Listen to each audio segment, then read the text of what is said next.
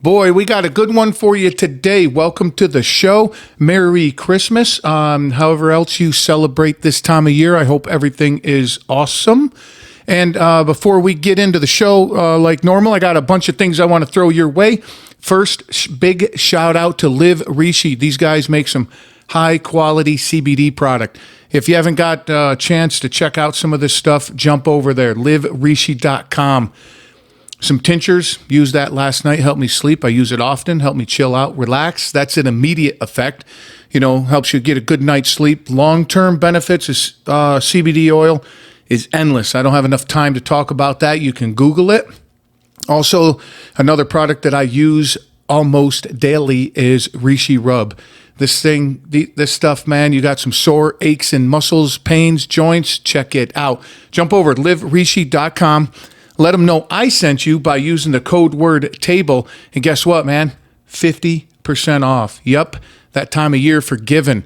And I want to show you how much Live Rishi and I appreciate your support. So jump over there, check everything out they got going on. 50% off using the code word TABLE, liverishi.com. And while you're bouncing around the internet, waltzkitchentable.com, my new website, the merch store is open, and this is the first announcement that supporting a local organization called Forever Healing Invisible Wounds. Gio had him on the show. The episode will be out soon. This guy he's got an incredible story, and he's doing some incredible things for the men, families, women of the armed forces, and anybody that needs help with those types of things. More details coming in the episode. Check it out. But 50% of my merch sales will be going to Geo and Forever Healing Invisible Wounds. I'm going to have the link in the show notes. Check that out to really appreciate your support. And talking about support, whatever platform you're listening to this on, would love for you to click a bunch of stars to, write a review. Helps give the show some light and move it around a little bit so other people can see it. And if you like what you hear, tell a friend or seven. So, on to the show. Welcome to Walt's Kitchen Table, where I feature captivating stories from fascinating people. Now, this guy that's going to come on, Andy Sneeflock, I can't even begin to explain how much fun this guy is just in real life. You're going to get a little taste of him here. Some of the things we talk about, he got put on the spot to rap. He's done a lot with theaters, and this immersive theater that he did was really cool. And how about public speaking being in our DNA? Also, his story about Circus Camp. Well, I'm just going to let him explain that to you. Time with Andy is time well spent. Truly enjoyed having him on the show, and I know you will enjoy it as well. Let's get to it.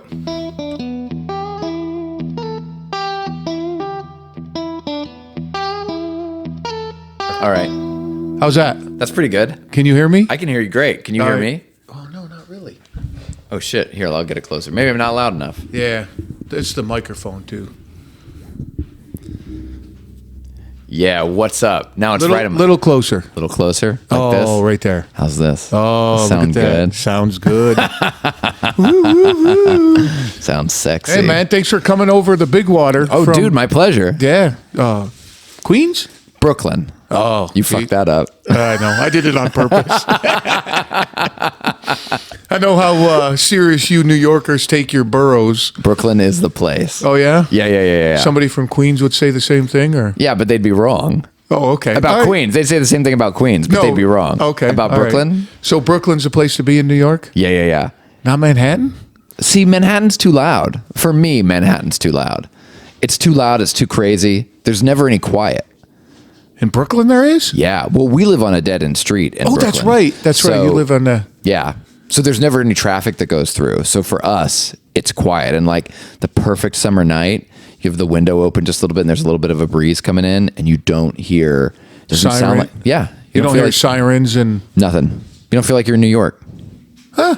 It's great. That's pretty cool. Yeah. Like how close are you to like restaurants and... A block. There's a restaurant there's like a bar restaurant on like up on the corner. You take a right, there's a dozen more. You take another right, you're at the Subway. And then do you get those deliveries from the guys on the bikes too? Yeah. Can you get those? Yep. So you can get anything you want. I get anything I want. It's like I'm in New York, but I'm not New York. Brooklyn is the place. Oh, here we go. He's never going to let that one down. That might be the name of the episode. Brooklyn is the place. Oh, shit. That'd be cool. I remember long time ago, they did a state of emergency. How long you been in New York? I moved to New York to go to school, to acting school in 2002. And then I disappeared into Vermont for a while, but I've basically been here ever since. I disappeared in Vermont for like 6 months. So basically, since 2002, I've been here. Okay. So I know it was after that there was a state of emergency where the mayor said there can't be any cars on the streets and all that. And they were throwing a fit because the guys that deliver food on bicycles couldn't get out, and everybody's like, how am I going to eat? I don't remember that happening, but I do think, I'm originally from Missouri, and it's, it's such a cheesy saying, but you can take the boy out of Missouri, but you can't take the Missouri out of the boy. Sure. It's like when there's a snowstorm coming, or there's like rain, like days of rain. People from this, and I love the city, I love Brooklyn, but people from the city flip out. They're like, the stuff is off the shelves in stores. Like they'll never be, like the apocalypse is coming. And I'm like, it's snow. It's snow. Or rain. I found out too that around here, people freak out more at rain than they do with snow. Yeah. It's like, dude, what? It's rain. It's rain. Yeah. It's going to rain for a few days. Yeah. So you're going to get wet. You're going to get wet. It's not a big deal. And then the old thing, when I grew up, if you're going to, the weather report would come and say, hey, snow coming. Mm-hmm. So you'd go to the grocery store and you'd get bread and eggs and milk and all that. Well, shit, nowadays it's chips and beer and candy. And you probably could go to the store on when they call for weather. You could go to the store and everything's cleared out, but eggs, bread, and milk. Yeah, it's right. still there. You're like, what? This is all you got? Yeah, but your Tostitos hint of limes are all gone. But those are so good. Oh, no wonder they're all gone. I took them all. Thanks, Walt. Yeah, hey, Matt. Hey, my pleasure. Thanks for saving some for me. No, I'm saving you from yourself. I'm that's taking true. one for the team. That's true. All right. So go back and get the milk and the bread, dude. So what brought you to New York from Missouri? Acting school. I started acting when I was in the 4th grade. So you were the clown, huh? I was the clown. Well, it was more like this. So So I always loved watching TV, and there were, all the different careers that you'd see on TV, like doctor shows, detective shows. And I think it was in the 3rd grade, we had a career day, and the teacher was like, come and dress like the thing you want to be when you grow up. That stupid cheesy shit. Yeah. And I came in dressed as a doctor. And then the teacher would ask us questions about what we know about becoming that profession. And you'd answer the things like, oh, a doctor helps people, a doctor prescribes medication, whatever I knew, I would say. Right. And then she was like, and do you know how long a doctor has to go to school? And I was like, no. And my memory is, I don't know if this is true, but her memory is like, they're in school for 16 years. And You're I was fuck this. Fuck this. I'm not being a doctor. And so uncheck, done. And next year, career day was coming around again. I was like, oh, what am I going to be? And I was like, well, I can remember things pretty good. Maybe I'll be an actor. And so that was it. Then my friend's mom said, hey, there's a traveling theater company. They put on plays with kids in local towns, and they're coming through, and you should audition. And it's called the Missoula Children's Theater. They travel all around the country. So I auditioned. I got a pretty big part for my first play. And I was like, this is cool. So were you the tree or an animal? Dude, check this out. It was called it was Johnny Appleseed. It was a play version of Johnny Appleseed. Okay. And one of the adults who does the touring company played Johnny Appleseed, but he had cast this girl who was like the main character of the play, and Johnny Appleseed kind of came in and out of the play. Okay. I can't remember the girl's name, but she was my friend Kyle's older sister, and I was cast as her like bully younger brother Thor. And it was Thor and Tabby, but played by my friend Barbara, and we were the two bullies. And so we just went around and like bullied people in the show. It was great. And they got you hooked on acting. That got me hooked. So when you said when you originally like, hey, I'm just going to be an actor. Yeah. You didn't have like a role model, like I want to, like somebody on TV or something. You're like, oh, I want to do that. I mean, if I had a role model, it wasn't a TV actor at that time, but I'm a huge Star Wars fan, and I loved Mark Hamill, who played Luke Skywalker. Okay. I mean, I didn't know, I was like, why is this guy who played Luke Skywalker, why is he only in 3 movies? Like, why? That's about all he ever did, right? He did a lot of other stuff. He eventually he became a big time voice actor. Did you ever watch the Batman cartoon show? No. He did the voice of the Joker in the Batman cartoon show. Oh, Like, okay. he's had a pretty big career, but I think mostly only people could remember him as Luke Skywalker, which of course, because he was great. But I was like, I want to be that guy. He is so cool. Like, he was my hero as a kid. And then when I got into acting, I mean, still to this day, I think he's incredible. I love watching him in those movies. But I didn't really have any like big time, like I want to be like this actor type stuff at that time. Oh, okay. All right. Yeah, I was just wondering what drove you, just popped in your head, acting. Here I go. I was like, I guess I can do this. Really? I was like, I guess I That's can do awesome. this. And then I started doing it, and I really liked it. I don't know if I really of course I'd be lying if I didn't say I love people like watching me and applauding and laughing at shit I do. But what I really love is like stepping into, like activating my imagination and stepping into a character and making that come alive in a truthful way. So I'm living under imaginary circumstances. Right. But creating something real that feels like it's coming from a truthful place, albeit a funny role, Serious role. So let me ask you, the reference that I was thinking of, the story I heard about Tom Cruise. Tom Cruise. Right. Tom Cruise? Tom Cruise. Mission Impossible. Mission Impossible. Tom Cruise. Yeah. Okay. What story did you hear? That he would like live his role even all the time, 24/7, Wow. like up to and even during. So say that the story I think was talking about, was it Valkyrie, where he tried to kill, it was a story about them trying to assassinate Hitler. Yeah. Is that Valkyrie? I think so, Right? yeah.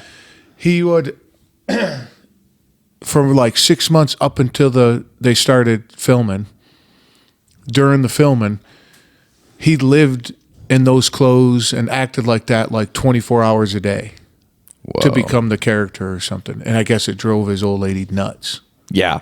Right? I'm sure Imagine it would. right? So is there any type of degree that you do that where, or do you say, okay, for the next 6 hours, I'm going to act like Luke Skywalker because I'm going to play him in 6 months? Yeah, I mean, I don't think, like, personally, for me, I think that's what rehearsals are for. Like, if I'm, Yeah, that's true. If Yeah. I'm rehearsing, I'm going to do a deep dive into that character for, if I'm rehearsing for 6 hours, I'm that character for 6 hours. yeah. But when I go home, I want to be me with my wife, and like, I don't want to be like, because I did this show a few years back that was an immersive theater show. So like like the audience isn't sitting in chairs.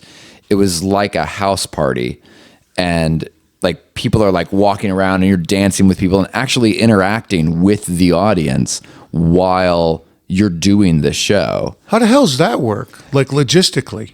Really complex. I was going to say, wow. Yeah, it took a lot of rehearsals for that show. So like if I went and saw that show, Mm-hmm. what would I see when I walked in? Like, you would see a bunch of people mingling around, having drinks, hitting on each other, starting to dance.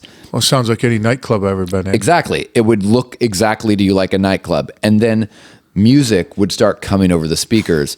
And suddenly, the person you're talking to, you realize is a performer in the show.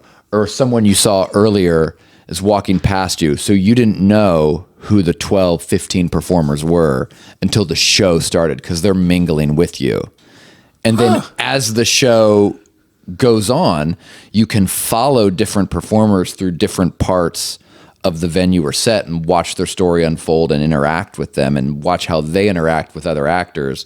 But when I'm not, for me, my character, when I wasn't doing a part of the show, my character was this guy who, and this is why I don't want to take this character home. He was this guy who was in, he was like living his dream life. He was like in this marriage. They had a house in the suburbs, had like a Costco card, like 2 kids. This guy's like 2.5 kids. 2.5 kids. He was like living his dream. And, but then his wife was like, I want to have an open marriage. And he was like, okay, I'll do that. Even though he didn't really want to. Well, when the wife says she wants an open marriage, that means she's already has an open marriage. Right. And wants to. Right. Yeah. So this guy's story in the play is he goes to this club party and he's trying to hit on anyone who will give him the time of day. Oh. So when I'm not. So again, going back, sounds like a nightclub. It was like a nightclub. So when I wasn't when I wasn't performing in the show, I'd be hanging out with women, hitting on them, trying to, but like not other actors in the show, like audience members. I was actually like you'd be hitting on Val, my wife. Yeah, if she was there in the audience, I would have totally been hitting on her. I would have totally tried to hit on her. That's awesome, and that's part of the show. That's part of the show.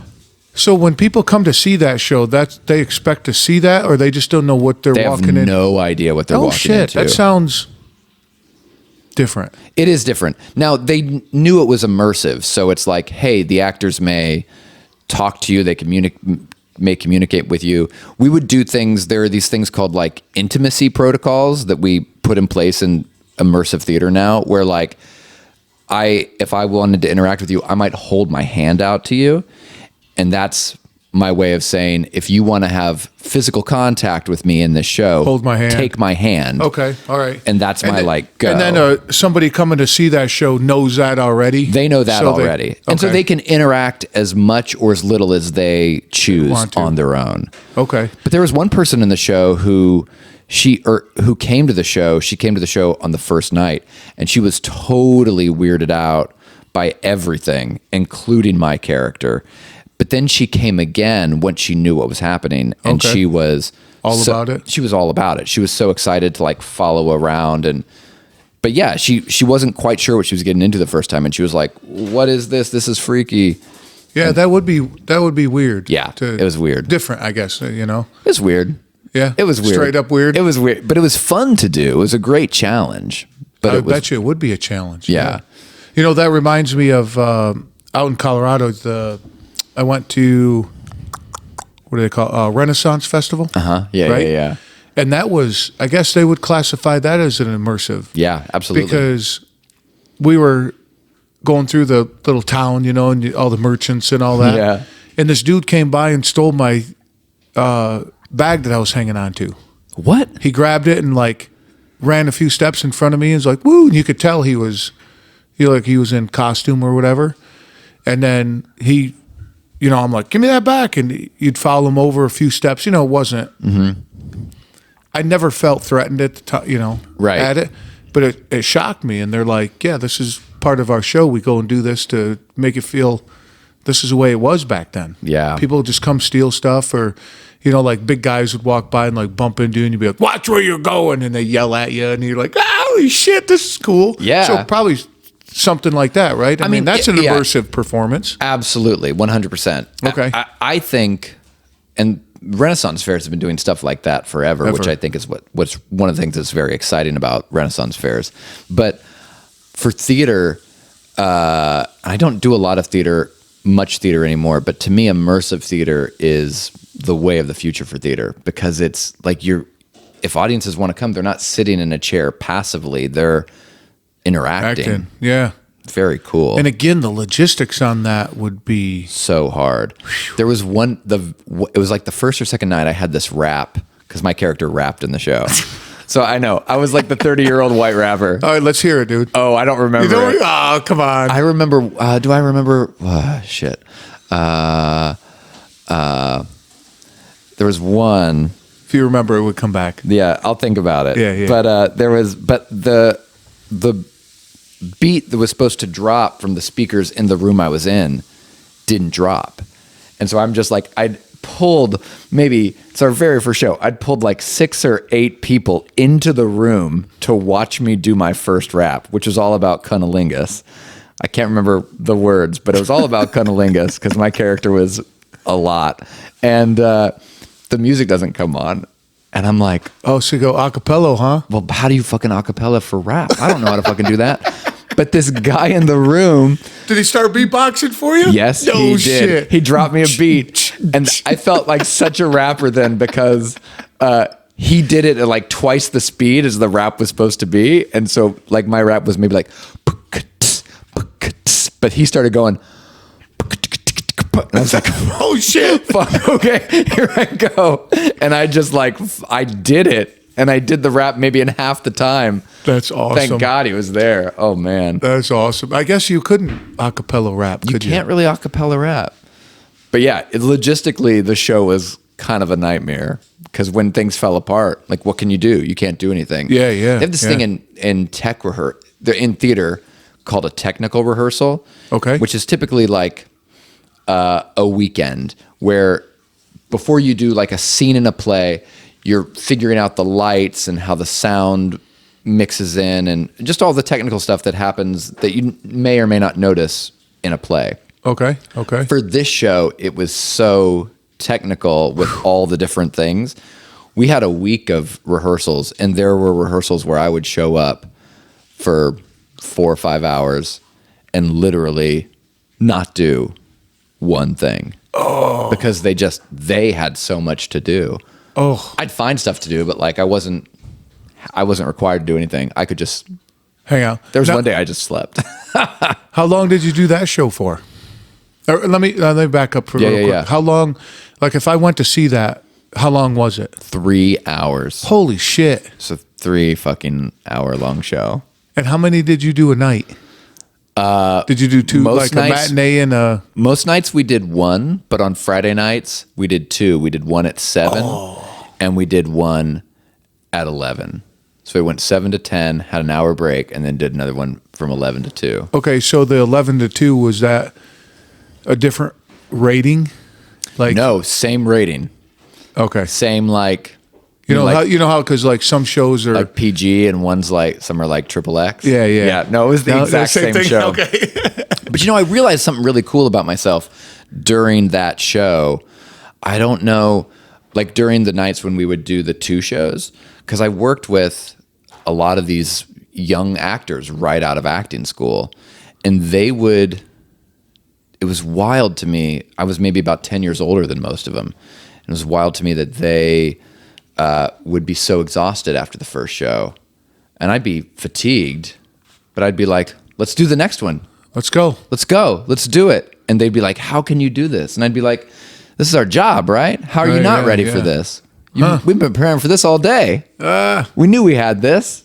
And then how long did that go on? We did that Like was a 6-week job. So 3 weeks rehearsal, 1 week of shows. Then we had a week where we didn't do shows because they were trying to figure out some of the technical stuff that fucked up the first week. And then 1 more week of shows. Okay, so during the first week, comparing the first week with the third week, what was the attendance like? It got a lot. It went from pretty big to enormous. Really? It got huge. So it was positive then. People really liked it? It was positive. The people who wrote it, their names are Kerrigan and Loudermilk. They're a playwright musical team. Okay. And people know and love their work. They do really great work, really great music. So people people had heard about it, and then as people started to talk about it through social media, people came out. Just exploded, And huh? I think it never had a life after because it's just technically a really difficult show to I can only produce. Holy So, cow. but- How big a venue was it? It was a huge venue. They had rented this warehouse out in Bushwick, I think, somewhere in Brooklyn, because Brooklyn's where it's at. And they Not Queens. Not Queens. They rented this place in Brooklyn somewhere and just like gutted the place and built it was basically like a house party. So they built a house inside this warehouse. That's crazy, That had all these man. rooms. Yeah. Wow. It was awesome. That's pretty cool. It was crazy. So that was one of your first kind of gigs? That was one of my first. That was like, I wouldn't say it was my first gig, but it was one of like my biggest musical gigs. One of my first musical gigs in New York. And then was your goal to obviously be in like TVs and movies, or Yeah. or did you originally start and be like, I'm going to be theater only, or I got to go through theater to get to TV? Like, what was the thought train there? I guess the thought path there. My thought path changed while I was in acting school, because when I was that fourth grader who fell into acting and started to love it, Yeah. I wanted to do TV first and then movies. Okay. And then when I went to acting school, which I'm very glad I did, the idea is theater is the thing. If I could show how you're like, all being like, what's the word? Snob? Is that the Is snobby? You're like, Yeah. theater. Theater is Got the hand up. it's just like, and there is something about theater that is very cool. Sure, but like, like, you know, if I'm being honest with myself, like I want to go see a play I've never heard of and pay $50 for a seat, or stay at home and watch something on Netflix. I'm going to watch Netflix. So do you think the attitude about theater is that movies, you can hide behind special effects and you can hide certain things, post-production, that kind of thing, to where theater, you're out and you're raw.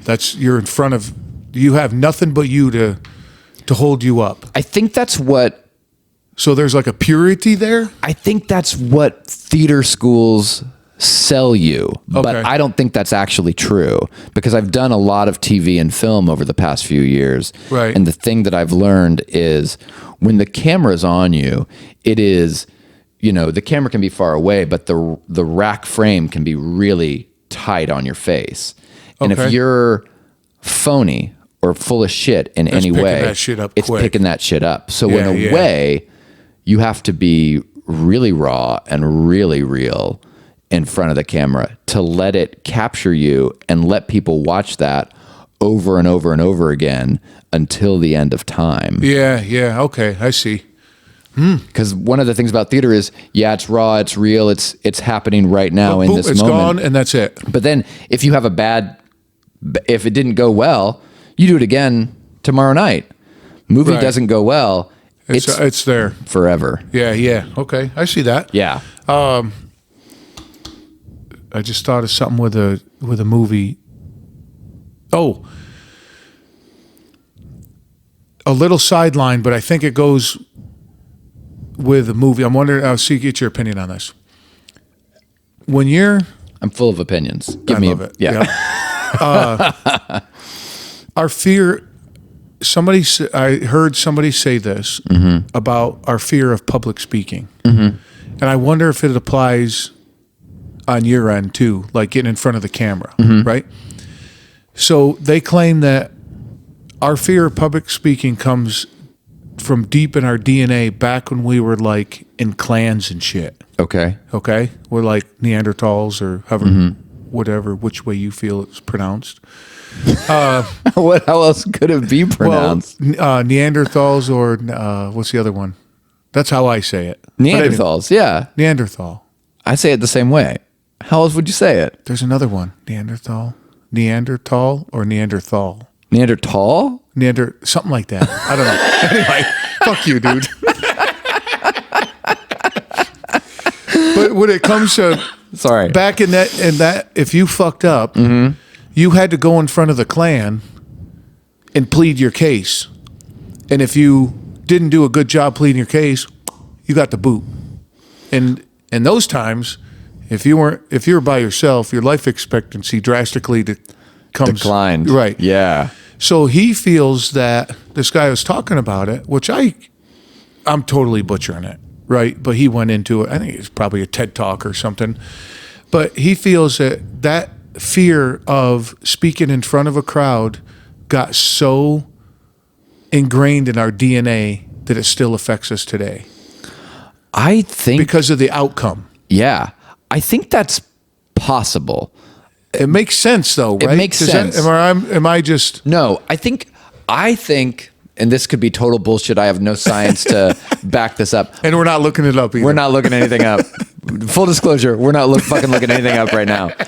But I think, I don't know, but I think that's possible, and I'll tell you why I think that's possible. So I have this deep fear of rats.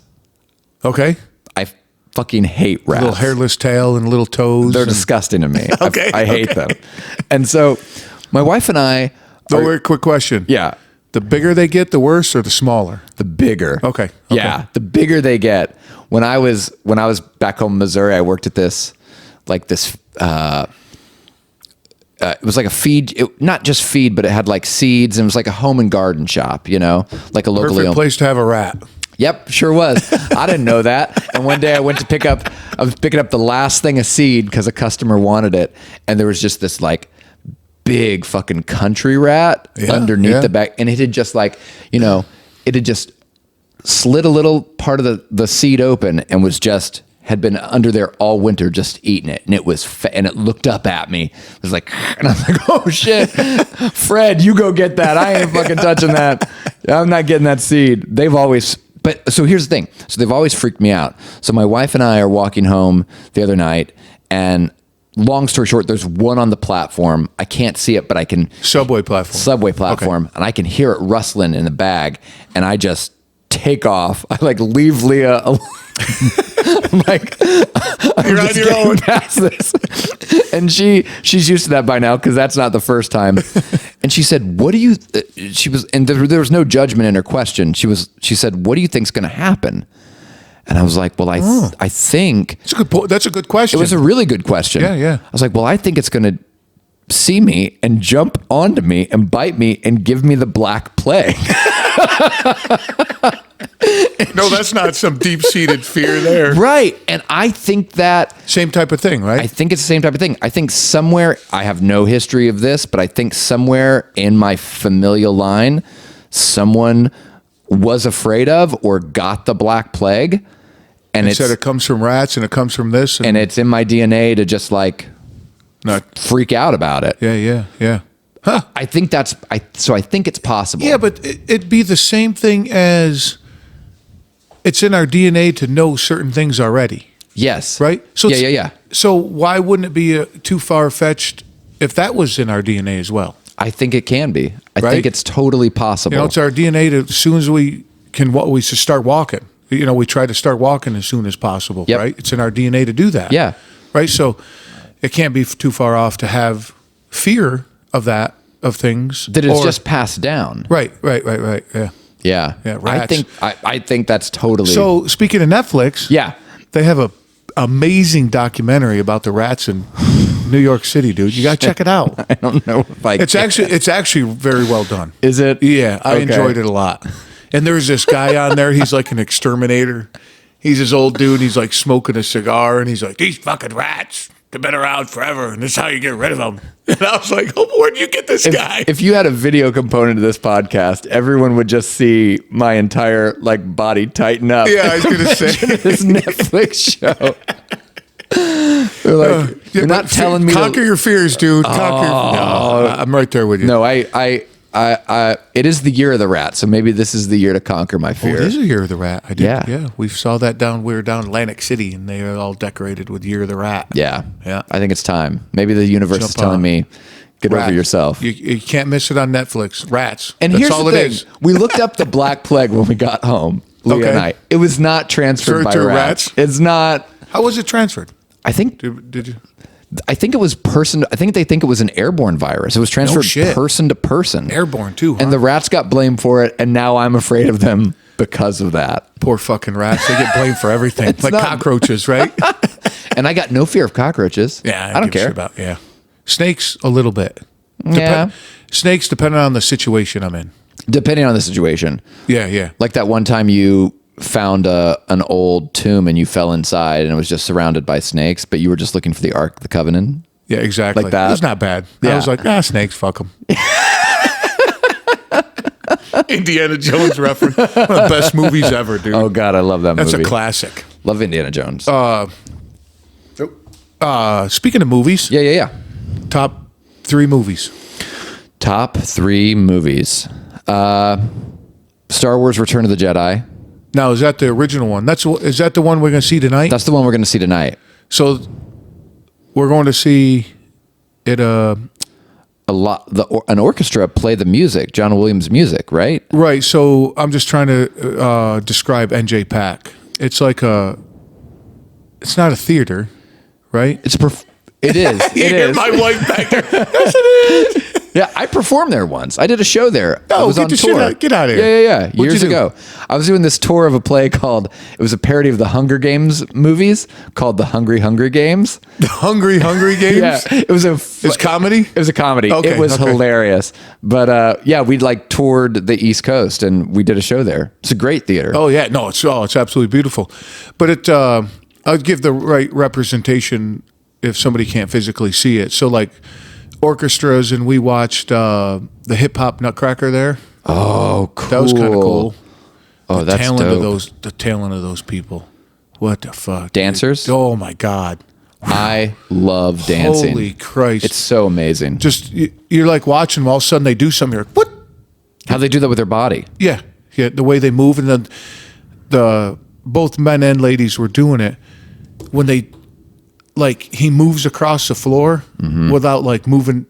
It doesn't look like he's moving any of his legs or anything, but he, like, goes across the floor. You're like, how the fuck do you do that? I saw this dance show one time where this guy about your size, he was doing this like dance routine with this woman, and he at one point she puts her feet in his hands and he tosses her into the air.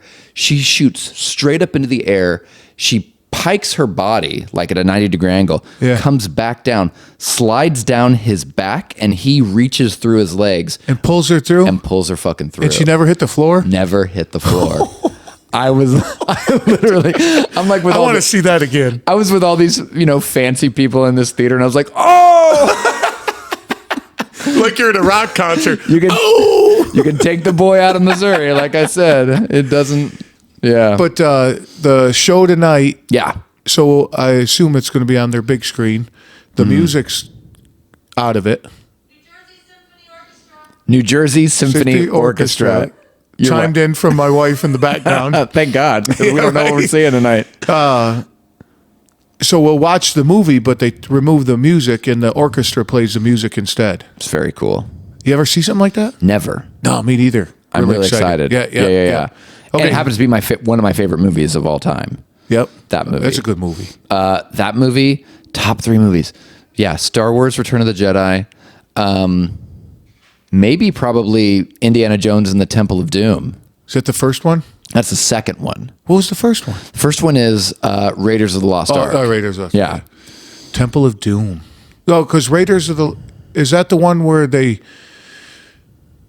find the Ark and he's like, keep your eyes closed, and it wipes everybody out. And at the end of the movie, it's this huge warehouse and it ends up in a box. Yep. And, okay. That's it. That's the original one, right? That's the original one. Temple of Doom came next. Temple of Doom is not as like people don't seem to like it as much as the other movies, but I love that movie. Is that the one with the big ball where he? No, that's also Raiders of the Lost Ark. Okay. This is the one where he finds like these sacred stones that glow. Oh, yeah. I enjoyed that one. That was a fun movie. I like that one. There's crocodiles at the bottom of a bridge that eat a bunch of bad guys. Yeah, yep. Great. Yep. There's that movie, and then I think about that scene when we go across the walking bridge in Costa Rica. Me too. Oh, and then another Star Wars one, a more recent one. I love Star Wars, so a lot of them are my favorites. Star Wars Rogue One. Did you see Rogue One? I probably did, but I don't. They all mix together for me. It's one of the standalone movies. Okay, so with Star Wars, mostly, I don't follow like the big storyline, the one or two big storylines, the overlying story. I follow. Like It's a when I lot watch to them, follow. right?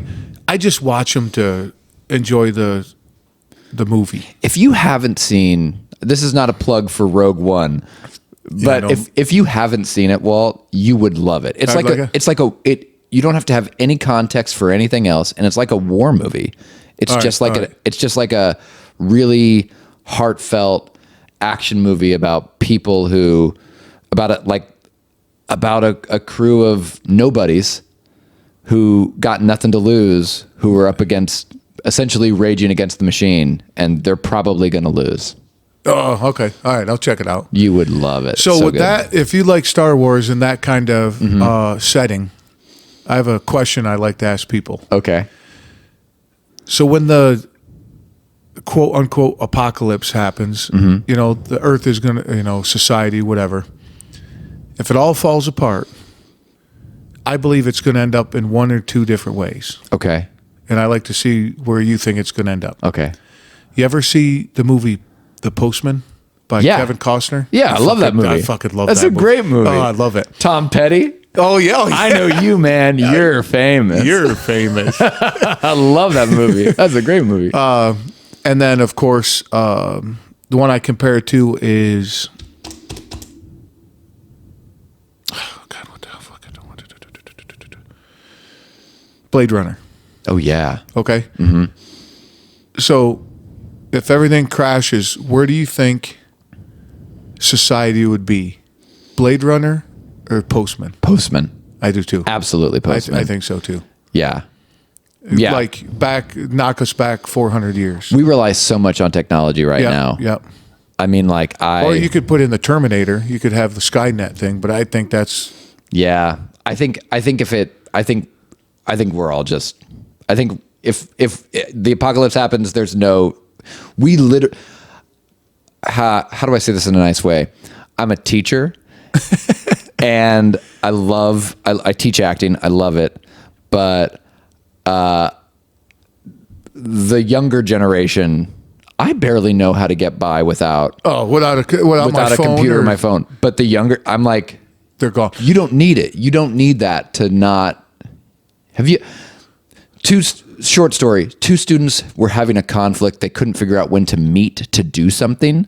Okay. And I was like, so how have you guys communicate? These two people are in the same class. They see each other 3 times a week from 9 to 5. Age, roughly? 18 to 20. Okay.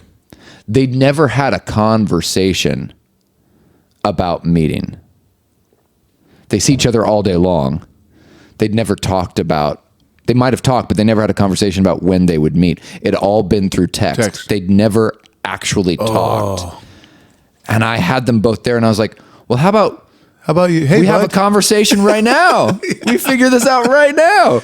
They looked a little stunned, like I was asking them to do something illegal. This was years ago, but they were literally scared that I was like, figure it out right now. I'll be here with you. The 3 of us stand here right now and let's figure it out. You'll figure out when you can get together and work on this thing you need to work on. Blank stare. Well, anyway, so I was told, absolutely. Yeah. Oh yeah. I agree. Yeah. I was told that my generation, I'm 45. Okay. Had the last healthy combination of social and technology to where you're still out talking with people and you see people on the street and you talk to people in the grocery store and that kind of thing, right? You do that. Yeah. But you can also jump on Google and you can write a paper and you can find things and you could use technology. Yeah. Right? To where now they say that it's starting to sway towards all technology, exactly what you were just saying. Yeah. No social skill at all. None. Instead of going knocking on somebody's door, I'm out front. Yeah. A text message. Okay. Like, I don't, it drives me a little nuts, and I don't want to soapbox on your podcast, but It drives me a little same, nuts. well, same here, and that's why I like this show, and that's Yeah. kind of why I started it, was to sit here and talk. And I had a guy the other day go, the one episode I listened to was an hour and 45 minutes long. I go, that's what happens when you have good conversation. Yeah. It's not bullet points. It's not 3 bullet points like a text message and we move on. Yeah. No, we sit here and talk about all different kinds of crazy shit. Which I love this. I love people don't do this. People don't sit and talk anymore. No, and that's why I call it kitchen table. Yeah. Because that's where all the good well, not all, but that's where me growing up, Mm-hmm. and even now, if I come over to your house, most likely where are we going to sit? Yeah. At the kitchen, in the kitchen. Kitchen table. On the kitchen, at the kitchen table. Especially because I got a new big kitchen table. Did you really? Yes, I did. Nice. I love it. It feels good, huh? Yes, it does. It's a gathering place. Yeah. And you know why? Food, because food, going back to DNA, food and gathering around food and conversation is a sign of success. That you had a good hunt, we can all sit around the fire and eat and have our bellies full. Yeah. So that creates community.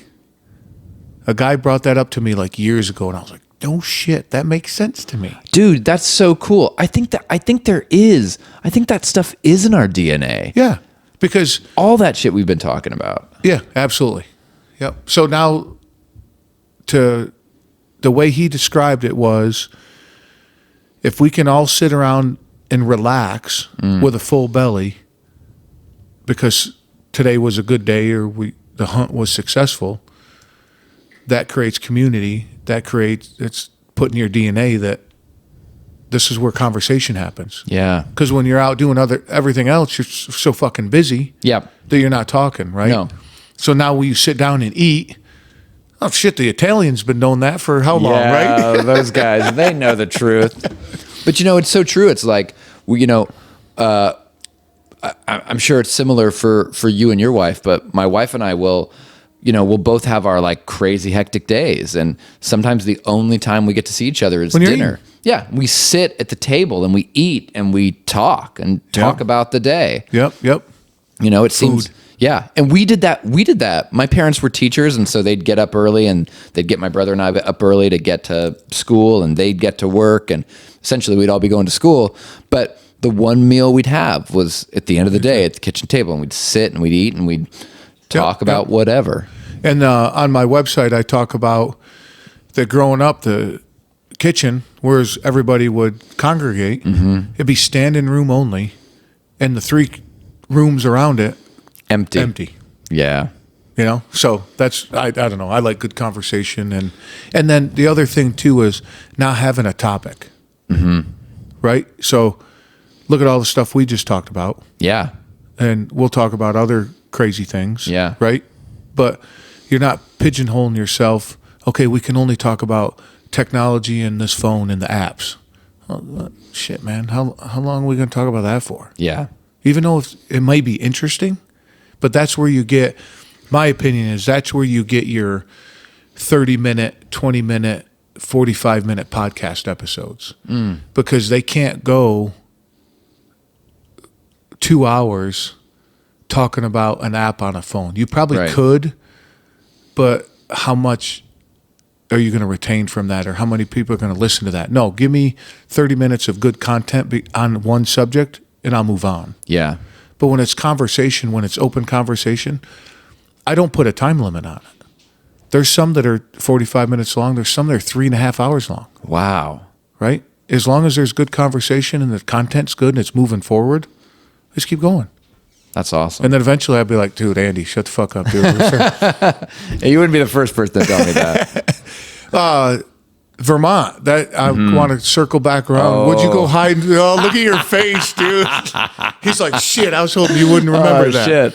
Where'd you go hide in Vermont about? Okay. So, well, in retrospect, I didn't know this at the time, but in retrospect, it was really just to piss my dad off. Because my parents, I am so surprised whenever I meet, as I mentioned, I'm an actor, also an acting teacher. Yep. And it is not uncommon for people who are going into any kind of arts-based interest it's not uncommon for their parents to be like, "You sure you want to do that?" Yeah, sure. Because don't you want to eat? Eating's good, right? Yeah. I like a full refrigerator. I like you might, because that's going to change if you move out of the house and go into arts. But my parents weren't like that. And so I'm surprised when I find people who are like, oh, my parents are so unsupportive of me doing this, because my parents have always been supportive. Oh, that's cool. Always. I remember I won't say the actor's name, but I remember seeing a movie with a well-known famous actor. I'll tell you later. I just want to say it on air. That's fine. In case I ever work with this person. But my dad and I saw this movie. We left the movie theater and he went, shit, if they'll let that guy be in a movie, you're going to make it, no problem. If they let that guy act, you're good, bro. I was like, oh my, and that's when I really knew he believed me. But my parents supported me in living in New York for 2 years and supported me while I was in acting school for 2 years. Wow, that's nice. That's nice. Which was not the plan. I was going to pay for college on my own, but at the time, acting school and where I chose to live in New York was way cheaper than going to college and living in a dorm. And they're like, "Wow, we'll take care of this for you. Are you?" So sure? they supported me. Yeah. So I had a job where I paid for all my food and all my other, extra needs, but they were really helpful. And then I made a lot of great contacts in New York in 2 years while being here. I knew casting directors. I knew people. And I was like, I'd finished with high marks in acting school from a really prestigious acting school. And then I said, I want to go to another acting school in the middle of nowhere in the country in California for one more year to study physical theater. And my parents were like, okay, but why would you? What was that for? What drove that? What drove that was the idea that theater was what was really important. Oh, okay. And there's that look you got again with the hand gesture. Yeah. Theater is, so I really need to really invest in theater. And act a certain way in posture. That's where my dad was like, aren't there a lot of TV shows that are casting in New York right now? And he was right. My dad was right. There were more TV shows casting in New York at that time than ever before. And now there's even more casting here right now. Oh yeah. But he was like, well, according to every horror movie and sci-fi movie, New York City gets blown up. So I mean, it's only a matter of time. I'm like, how come they got to pick on New York City? How come it can't be somewhere else? Anyway, go ahead. Yeah. So I was like, no, I really need to do this. And they were like, well, if you're going to do that, we're not going to pay for this one, because they really wanted me to stay in New York. Okay. And I was like, okay, I'll get a job and pay for it. And I got this job to be a camp counselor at a circus summer camp in Vermont called Circus Mercus. And then, when I was there, I held my laughter as long as I could. It was a great camp. Circus Mercus, they do cool stuff. But while I was there, of course, I met a girl and was like, we're going to live in Vermont and be happy ever after. And never shave my armpits and eat granola. And my dad was like, you've got to be freaking kidding me. I mean, and, at the time I thought, I can't believe he's not supporting me. And now I realize he was supporting. All he was trying to do was support me. Yeah. Yeah. And I couldn't see it. Well, you couldn't see past. We could use a lot of different verbiage there, but wait a minute. We got to back up here. Circus Mercus. Circus Smirkus. Smirkus. Okay. Yeah, like Circus Schmirkus, which I think is how they got the name. How did that come? Two of my really good friends, Danny and David Frank, who are incredible artists and of visual artists, performing artists of all kinds. They grew up here in New Jersey, and that's where it's at, New Jersey, not Brooklyn, by the way. Okay. And they didn't run away from home, but they were like, hey mom, we're going to join. They're identical twins. They were like, mom, we're going to join the circus. And they went to a clown college, and then I don't know where, I think it's shut down now, but they went to clown college, literally. And then when they graduated clown college, they toured with the Ringling Brothers for 2 years. Wow. And so they're known throughout the circus community. And there's this camp that they used to go to every summer. Some summers they just were coaches, clowning or juggling coaches. A couple summers, one or both of them ran it. I don't quite have all the details, but Right. So Danny was going up there, and he was like, "Hey, I think they need one more counselor. You want to come with me?" And I was like, "Sure." So he made a call, and the woman who ran it called me, and she was like, "Well, I don't know you. You sound okay, but Danny speaks really highly of you, so you got a job if you want it." Wow. And I went up there and learned to juggle, and I was going to ask you, is that where you learned to juggle? that's where I learned to juggle. That's where I learned a bit of clowning. It was great. It was so fun. Wow. Where in Vermont? It was in Greensboro, Vermont, I think, like really northern. So who were the people that went there? Kids. So I would send my kid to a circus camp. Yeah. Now here's the thing. It's actually a great idea for kids because it's out in the country. They're learning really cool tactile, highly dexterous skills. Okay. And circus is really active. I got up on a trapeze. I was maybe around 240, 250 pounds at the time. Had no... And not an athletic 250 pounds. No. One might say pear-shaped frame, spaghetti arms. Dude, that is such the title of this episode. Hold on, I gotta write that down. Oh shit! Pear-shaped. Wait, what about Brooklyn? Where it's at? Brooklyn. Brooklyn. No, Brooklyn's where it's at. No, Brooklyn's where it's at, right? Brooklyn's where it's at. Ah, shit. Dude, that pear-shaped spaghetti arms. And you got on a tramp. I got on a trapeze, and just getting up there, just getting my body up onto a sitting trapeze, everything hurt. Yeah. No, that's some crazy. They do some. It's like the WWF or no, wait a minute. Now it's WWE. Yeah, I think it's WWE. Years ago, they had a lawsuit with Worldwide Federation, which is like a nonprofit. Oh. And they've been around forever, and their initials are WWF. Oh, whoa! I didn't know that. And they're like, "Oh no, you cannot call your thing where you guys jump around the ring WWF." I didn't know that's why they changed the name. Mm-hmm. Oh, wow. Yep, so it went to WWE, which is what, entertainment? Oh yeah, probably. Worldwide or World Wrestling Entertainment, or something like that. That's probably right. But that's why it went from F to E.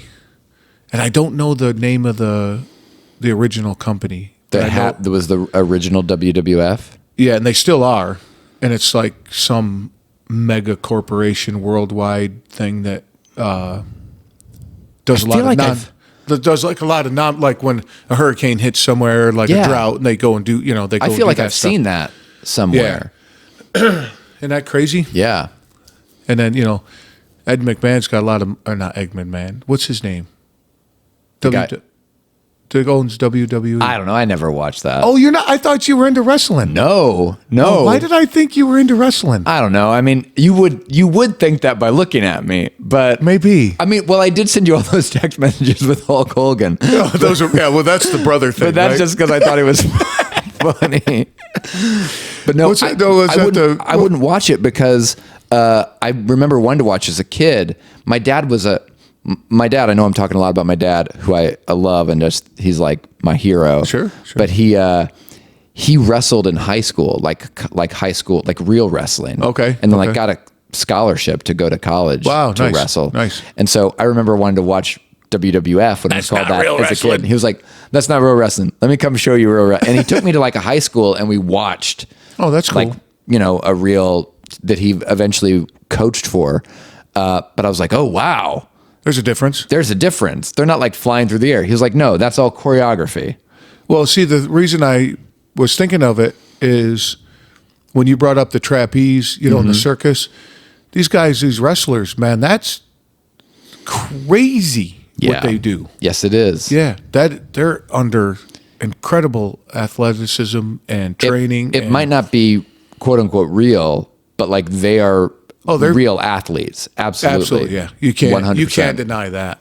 Those guys. Yeah. The amount of core strength it takes to like fly through the air And land without busting everything up. busting your ass and have a straight like piked body. That's hard. Yeah. And be all ripped like they are. Yeah. Well, chemically induced. But Probably. you know, Still. But the thing is, I always tell people about steroids. You still got to put in the fucking work. that's true. You can't just stick your needle in your arm and you look like that. You still got to do the work. Because if you don't, it just turns to fat, right? Right. Yeah. Yeah. Yeah. So, yeah. Anyway, Clown College. Oh yeah, Clown College. Oh, and Circus Mircus. So Circus Mircus has a tour that they go throughout the country in the summer, and it's with kids. It's like a circus show with kids. And so parents will send their kids there for overnight camp, but also you're getting training to maybe be good enough To be in the circus? be in the circus tour. Was it a big top? It's a big top. Did they have a tent? They did have a tent. It's very cool. It was very That's fun. a cool experience, though. Yeah, it was fun. It was a lot of fun. Back in the day, my buddy George and I were at a carnival, Whoa. right? We were in it. No, we were at it. You were at it. You were at it. Yeah. And he was in a spot in his life, you know, and there was a trailer in the back, you know, where it was all inviting, like come in and join the carnival and all that, you know, be employed and this, that, and the other. Dude, they had fake, you know, the fake grass that they roll out, right? Like a carpet. Yeah, like sod, a little sod. Well, yeah, it's just like, it looks like a carpet, but it's green. It's okay. like the fake grass. Yeah. So they had a nice camper, and it was not rickety at all. It was very well done. We stood on that grass, and he like contemplated it, joining the carnival.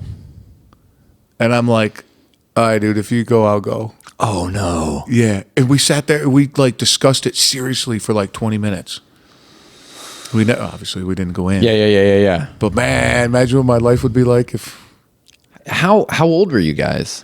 we had to be like 17, 18. I mean, if you're gonna do it, that's when you do it. That's yeah. You don't do it when you're 40. No. Right. Wow. You're in a different place in your life then. Yeah, I was going to say, you've made some other decisions by the time you hit 40. But yeah, because I was man. my rational thinking was, for a couple years just to see things and do stuff, and Why not? You can recover from that, Yeah. right? David of David and Danny, the guys who's toured with Ringling, when they were on tour, you should have David on the show because he has told me some Crazy. I would love to have incredible him. Got to stories. hook me up, dude. I will. Yeah, introduce me. I'll introduce you after. Like, well, I'll text him later. And, Yeah.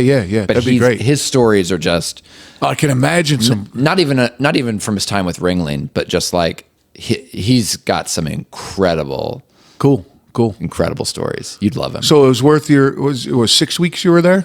That was like 6 weeks, like June to early August. Minimum wage? Yeah, something like that. But to me, that time that was a lot of money. A lot of money. And you're working with kids, which I've always enjoyed and do well with. Kind of have a natural affinity for working with them.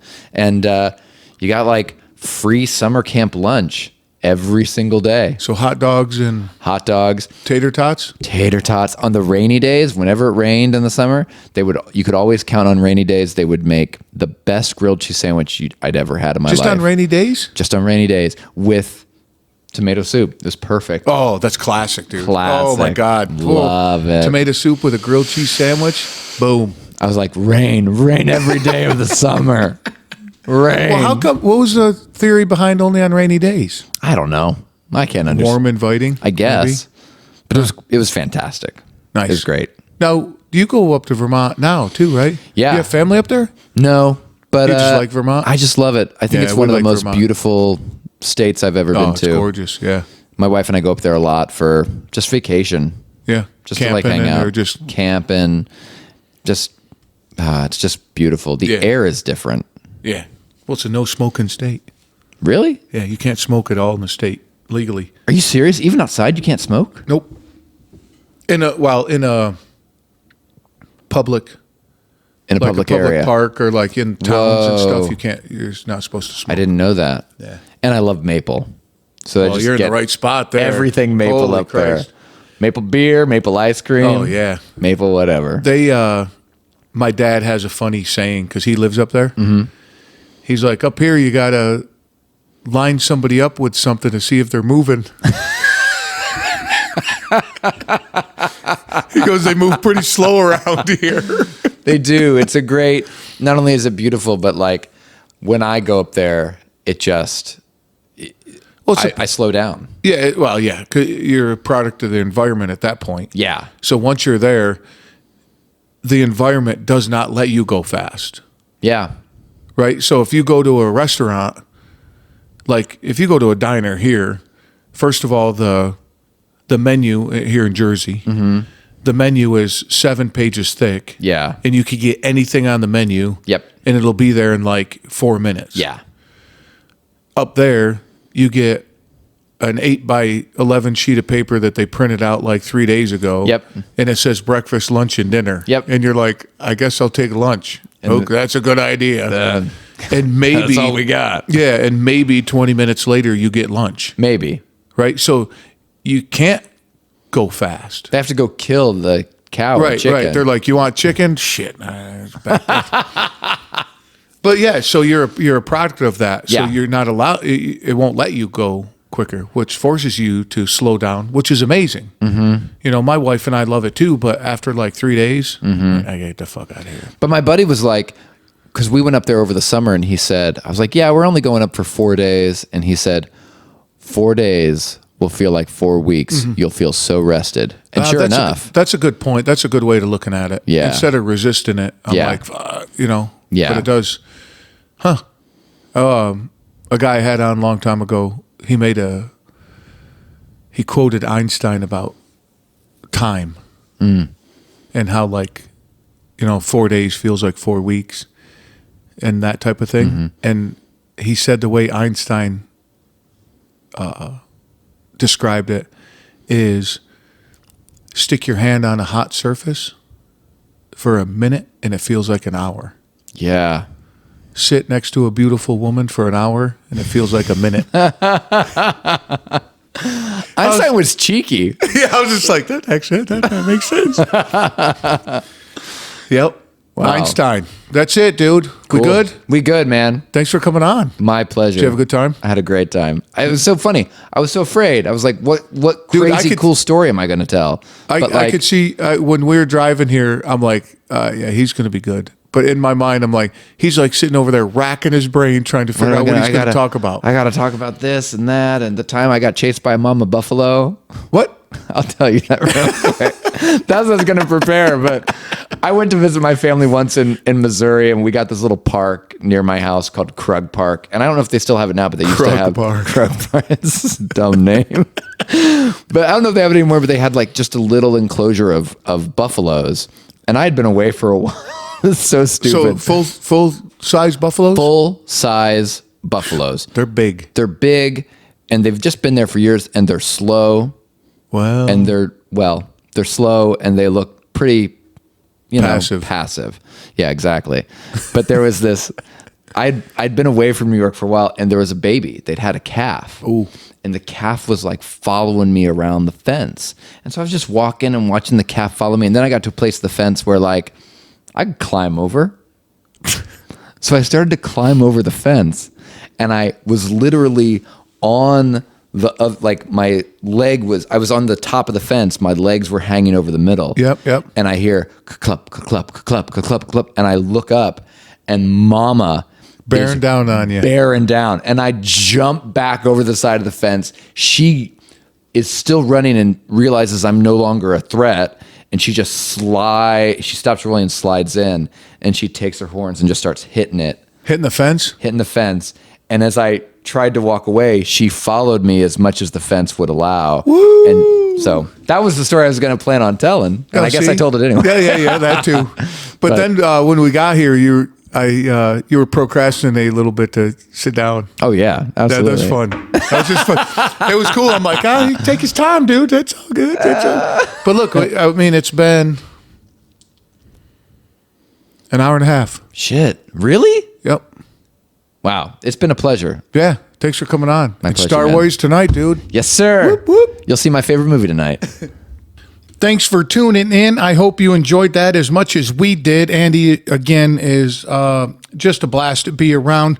Definitely going to have him back. He's got some very exciting things going on, and we'll catch up with him shortly. So in recap, liverishi.com, use a code word table, 50% off. Merry Christmas.